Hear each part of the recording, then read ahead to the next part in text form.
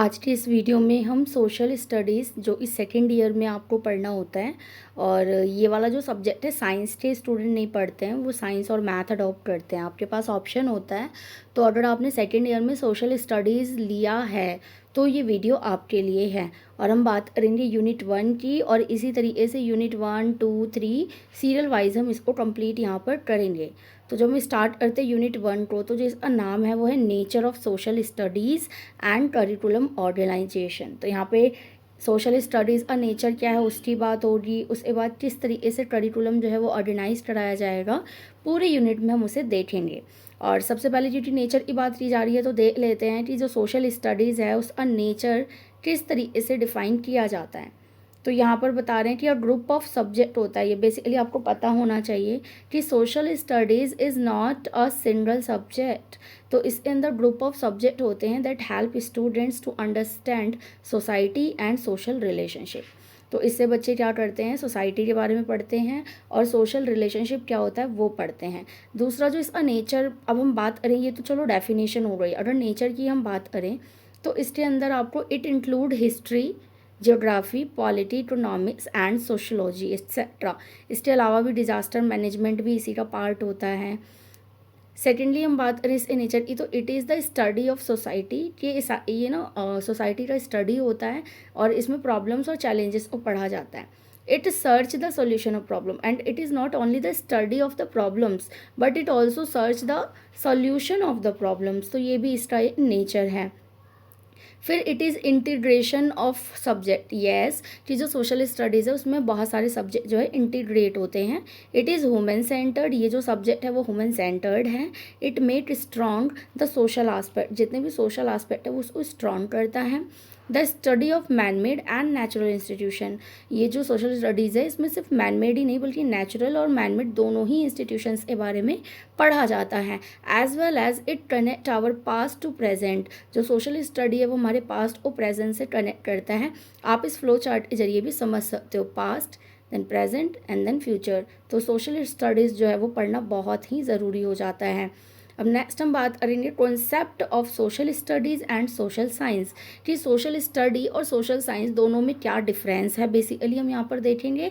इसी के साथ आपका कॉन्सेप्ट भी क्लियर हो जाएगा।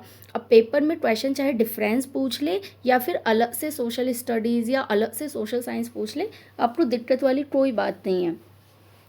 तो यहाँ पर स्टार्ट करते हैं। और सोशल साइंस की अगर हम बात करें तो it is a scientific analysis of society, और वहीं जो सोशल स्टडीज़ है वो ऑब्जर्वेशन और अंडरस्टैंडिंग होती है सोसाइटी की। तो आप साइंस से भी समझ पा रहे होगी कि यहाँ पे साइंटिफिक एनालिसिस होगा, जबकि सोशल स्टडीज़ में हम ऑब्जर्वेशन पर ध्यान देते हैं। नेक्स्ट जो सोशल साइंस होता है ना, द गोल, जो इसका गोल है ना, is to understand how society function. Social science का जो रोल है ना वो ये देखना होता है कि सोसाइटी फंक्शन करती कैसे हैं, जबकि सोशल स्टडी में the goal is to prepare student for citizenship. हम बच्चों को ही सोसाइटी में जाने के लिए तैयार कर देते हैं। जो सोशल साइंस है वो यूज़ साइंटिफिक मेथड, वो साइंटिफिक मेथड यूज़ करती है सच एज एक्सपेरिमेंट और सर्वेज। और जो सोशल स्टडीज़ है उसके अंदर integration, problem solving and use of learner environment, ऐसे मेथड को यूज़ किया जाता है। Social science only available as a degree level course, तो ये जो डिग्री लेवल के कोर्स होते हैं ना अपर वाले, वहाँ पर इस्तेमाल किए जाते हैं। जबकि जो सोशल स्टडीज़ है वो taught from primary school onward, तो वहाँ पे प्राइमरी स्कूल में जो है सोशल स्टडीज़ पढ़ाया जाता है। मतलब बेसिकली आप जो 8th तक के बच्चे होते हैं ना उनको आप SST यानी सोशल स्टडी पढ़ाते हो, उसके बाद 9th के बाद आप सोशल साइंस पढ़ा रहे होते हो। आगे देखिए, जो सोशल साइंस है is the field of science concerned with the study of social life of human group and individual। वहीं social study is a term used to describe the broad study of various field। तो यहाँ पर इन दो चीज़ों से आप समझ पा रहे होंगे। एंड में हम देखेंगे जो सोशल साइंस है वो dates back to the 18th century. जो सोशल साइंस होता है ना वो आप कह सकते हो कि जो 18th सेंचुरी थी उससे पहले तक जो शब्द है जो इस्तेमाल किया जाता था, जबकि social study is a relatively new term. जो सोशल स्टडी है वो एक न्यू टर्म है। तो ये सारे डिफरेंसेस थे, इसी थ्रू आपके जो कॉन्सेप्ट है वो भी क्लियर हो गए होंगे। अब बात करेंगे स्कोप की, तो जो सोशल स्टडीज़ हैं उसकी स्कोप क्या क्या है। पहला तो ये स्टडी ऑफ सोशल एक्टिविटीज़ इस अंदर पढ़ ले, तो ये इसका स्कोप है। स्टडी ऑफ ह्यूमन रिलेशन यहाँ पर पढ़ा जाता है। Study of art and natural science, study of international relation भी इसके अंदर ही आएगा, ये भी स्कोप है। क्षेत्र है, मतलब स्कोप का मतलब कि कौन कौन से एरिया इसमें कवर किए जाते हैं। Physical environment, practical environment, understanding of history, understanding of political science, understanding of environment या इकोनॉमिक्स एनवायरनमेंट भी बोल सकते हो। तो ये सारे इसके स्कोप रहे। नेक्स्ट हम बात करेंगे objective and values of teaching social studies. तो ऑब्जेक्टिव और वैल्यूज़ क्या होते हैं सोशल स्टडीज़ को पढ़ाने के। सबसे पहले ऑब्जेक्टिव की बात की जाए तो उद्देश्यों की बात करते हैं हम यहाँ पर। And it help to develop the critical thinking and analytical skills जो है वो डेवलप करता है बच्चों के अंदर। और अंडरस्टैंडिंग ह्यूमन सिस्टम को कैसे समझा जाए ये बताता है। फॉस्टरिंग सिविक कॉम्पिटेंस, तो यहाँ पर आप देख सकते हो जो सिविक कॉम्पिटेंस होता है उसके बारे में भी ये बताएगा। प्रमोट करता है ग्लोबल अवेयरनेस को बच्चे के अंदर, प्रमोट करता है हिस्टोरिकल अंडरस्टैंडिंग को। तो ये सारे इसके उद्देश्य हैं, मतलब सोशल स्टडीज़ इसलिए पढ़ा रहे हैं हम ताकि ये सारे ऑब्जेक्टिव जो हैं वो पूरे किए जा सकें। वहीं बात करें वैल्यूज़ की सोशल स्टडीज़ से बच्चा वैल्यूज़ कैसे सीखता है, तो इसके अंदर बहुत सारी वैल्यूज़ जैसे जस्टिस एंड इक्वालिटी, ये आपका पॉलिटिकल का ही पार्ट है। रिस्पेक्ट फॉर डाइवर्सिटी, बच्चा एसएसटी पढ़ते हुए समझता है कि इंडिया जो है वो एक डाइवर्सिटी वाली कंट्री है, इसी में हमारी यूनिटी है। Respect for rules and laws के बारे में क्योंकि वो बच्चा पढ़ रहा है तो वो उनकी रिस्पेक्ट भी करेगा, रूल्स को फॉलो भी करेगा। और inclusiveness and collaboration, responsibility and citizenship, ये सारे वैल्यूज़ बच्चे के अंदर आते हैं। नेक्स्ट हम बात करेंगे relationship of social studies with other school subject. तो सोशल स्टडीज़ है वो अदर सब्जेक्ट से कैसे जुड़ा हुआ है वो हम बात करेंगे। और सबसे पहले जो सब्जेक्ट ले रहे हैं हम वो है लैंग्वेज का, कि सोशल स्टडी और लैंग्वेज चाहे हिंदी हो या इंग्लिश वो कैसे जुड़ी हुई है। तो लिटरेचर जो होता है वो रिफ्लेक्ट करता है सोशल और cultural heritage of a country plus humanity as a showcase in numerous literacy form. तो किस फॉर्म में हम जो लिटरेचर उसको इस्तेमाल कर सकते हैं एसएसटी पढ़ाने के लिए। स्टोरी एंड पोएम्स यूज़ हो सकते हैं, ड्रामाज यूज़ हो सकते हैं, एसे एंड नोवेल जो रिलेटेड होता है हिस्टोरिकल या पॉलिटिकल हिस्टोरिकल रिलेटेड, बायोग्राफीज़ हम यहाँ पर यूज़ कर सकते हैं। तो ये इंटीग्रेशन हो जाता है। नेक्स्ट हम बात करेंगे सोशल स्टडीज़ विद मैथमेटिक्स। तो mathematics is a useful in various socially relevant programme. तो यहाँ पर भी मैथ की ज़रूरत पड़ती है, जैसे अकाउंटिंग हो गया, बैंकिंग, ट्रेड, बजट, ये सारे ऐसे टॉपिक हैं जो मैथ और सोशल स्टडीज़ को इंटीग्रेट करते हैं। नेक्स्ट हम बात करेंगे सोशल स्टडी को जनरल साइंस से कैसे कनेक्ट किया जाए। तो all branches of science like physics, chemistry, biology are making rapid strides both in theory and practical. तो इसमें थ्योरी और प्रैक्टिकल दोनों चीज़ें होती हैं। और जिस तरीके से एसएसटी में फैक्ट के बारे में बात होती है वहाँ साइंस में भी होती है।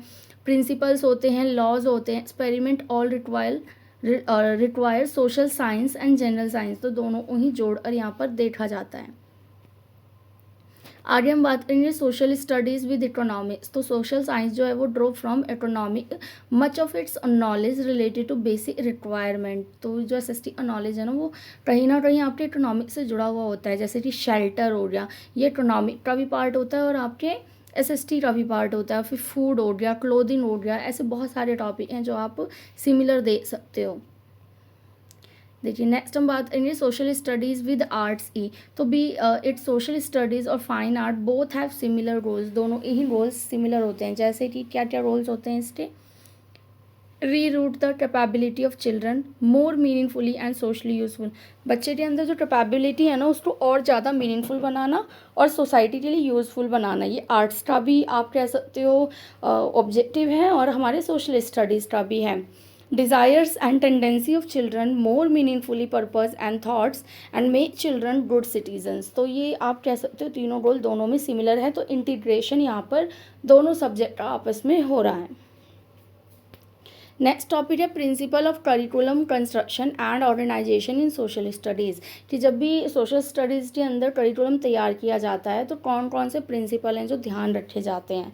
बेसिकली यहाँ पर जितने भी हैं प्रिंसिपल मैं आपको ध्यान से बता रही हूँ, आप इसको पेपर में एक्सप्लेन कर लीजिएगा क्योंकि इतने ज़्यादा मुश्किल नहीं है। पॉइंट्स से भी आपका काम चल जाएगा, आप पॉइंट्स को ही थोड़ा सा एलैबोरेट कर लेंगे।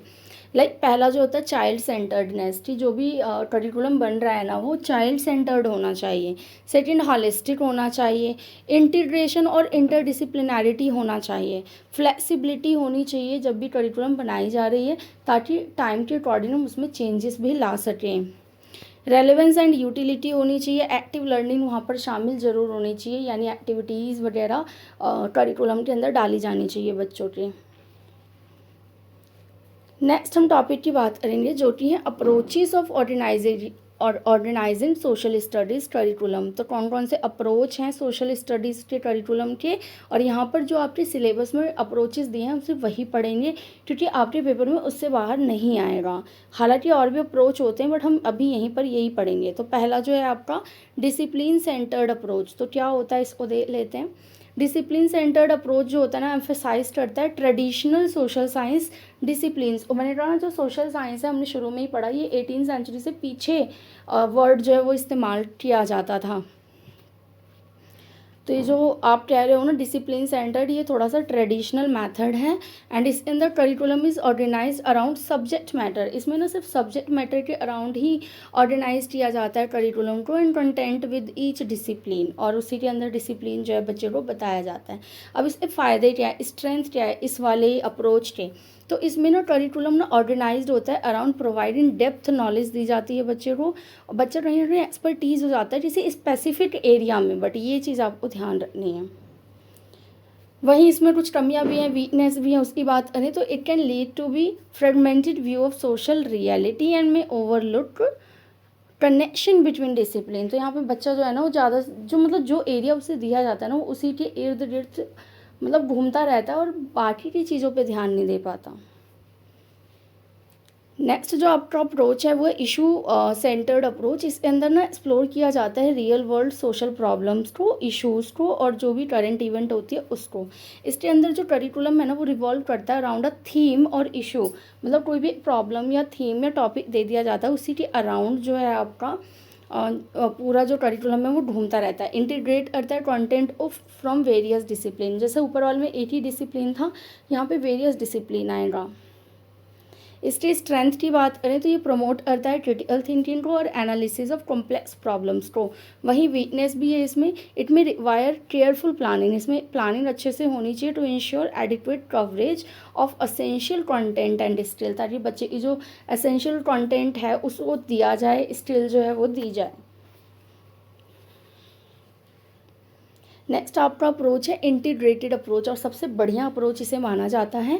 इसमें क्या होता है attempt to unify different social science discipline and other subject. इसमें ना बहुत तरीके के डिसिप्लिन और बाकी जितने भी सब्जेक्ट हैं सबको इंटीग्रेट करके बोला जाता है पढ़ाने के लिए या करिकुलम तैयार करने के लिए। और जो करिकुलम होता है ना यूनिट्स आर डेवलप, उसमें जो यूनिट होते हैं अराउंड अ ब्रॉड थीम। इसमें जो थीम होती है वो ब्रॉड होती है, कॉन्सेप्ट लर्निंग होता है, मल्टीपल डिसिप्लिन्स होती हैं। इसकी स्ट्रेंथ की बात करें तो ये इंकरेज करता है स्टूडेंट को to see the connection between various topic and discipline.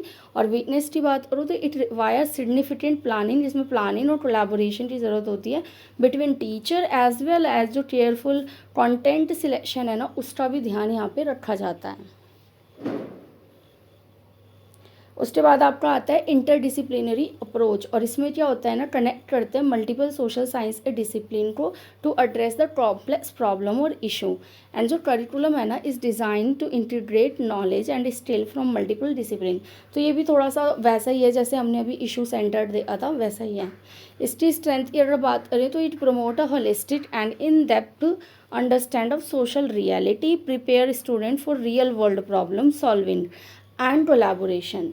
ये चीज़ें बहुत ज़्यादा मुश्किल हैं, और रीड आउट भी कर लोगे ना तो आपको समझ में आ जाएगा। अगर इसकी वीकनेस की बात करें तो देखो ये जितने भी मैं आपको बता रही हूँ ना अप्रोचेस, इसमें ना सबके वीकनेस और जो आपकी स्ट्रेंथ है वो आप अपने अकॉर्डिंग भी बनाकर लिख सकते हो।